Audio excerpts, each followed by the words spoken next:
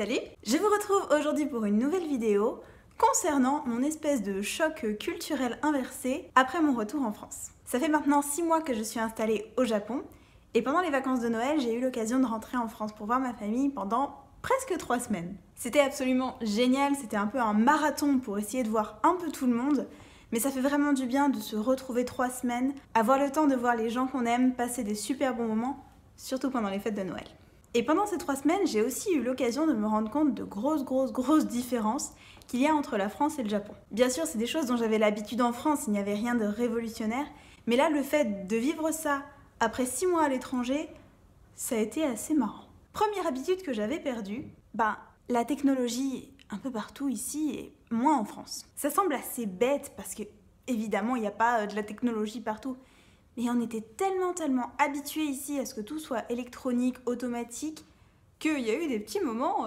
Mais j'étais perdue, hein. Pour l'anecdote, j'ai fêté Noël dans un vieux gîte, dans la Creuse, et il y avait là-bas des toilettes, et pour se laver les mains, il fallait déclencher le robinet avec une espèce de barre en fer sous l'évier. Alors oui, ça paraît super banal, mais quand on a passé 6 mois à avoir tout d'électronique, moi j'ai mis ma main sous le robinet et j'ai attendu que le détecteur tactile se déclenche, bien sûr.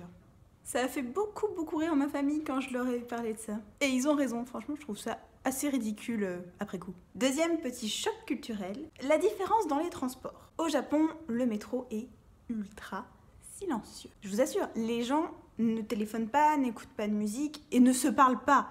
Alors forcément, il n'y a pas un bruit. Et là, quand je suis arrivée après 12 heures de vol dans le RER de Paris à l'heure de pointe, tout le monde parlait dans tous les sens. Il y en a qui étaient au téléphone, il y avait un peu de musique, les gens se parlaient entre eux ou même... Enfin, c'était pas dérangeant, juste ils parlaient quoi, normal. Mais j'avais tellement perdu l'habitude que ça m'a fait vraiment très bizarre.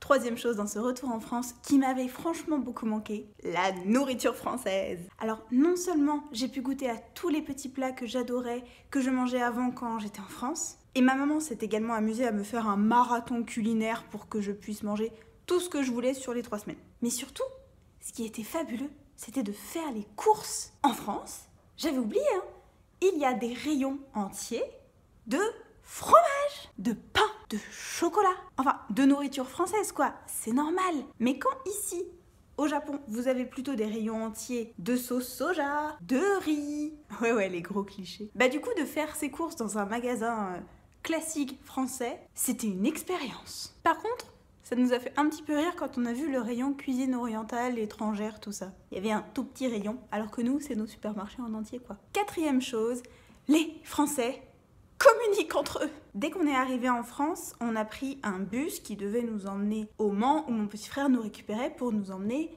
chez mes parents. Et il était à peu près midi, nous on avait faim, donc on est allé dans la première boulangerie venue pour se prendre un bon vrai sandwich avec du bon pain, du jambon et du fromage. Et là, la boulangère nous a dit « Oh bonjour, alors oui, on peut vous conseiller ça. » Les gens, ils parlaient entre eux, il y avait les habitués qui...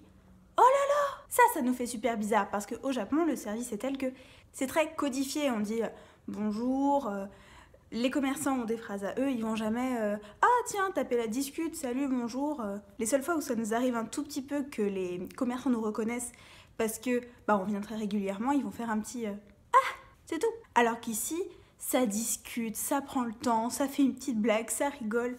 Oh là là, mais c'était génial. Et en plus, dans cette même boulangerie, on a pu remarquer que il y avait plein de gens différents. Ici, il y a surtout des Japonais ou quelques Chinois et un tout petit peu d'étrangers, mais c'est tout. Alors qu'en France, les gens, non seulement sont de plein de couleurs de peau différentes, donc des noirs, des jaunes, des rouges peut-être, je ne sais pas, mais en plus, vous vous habillez de façon hyper différente. Vous avez plein de styles différents.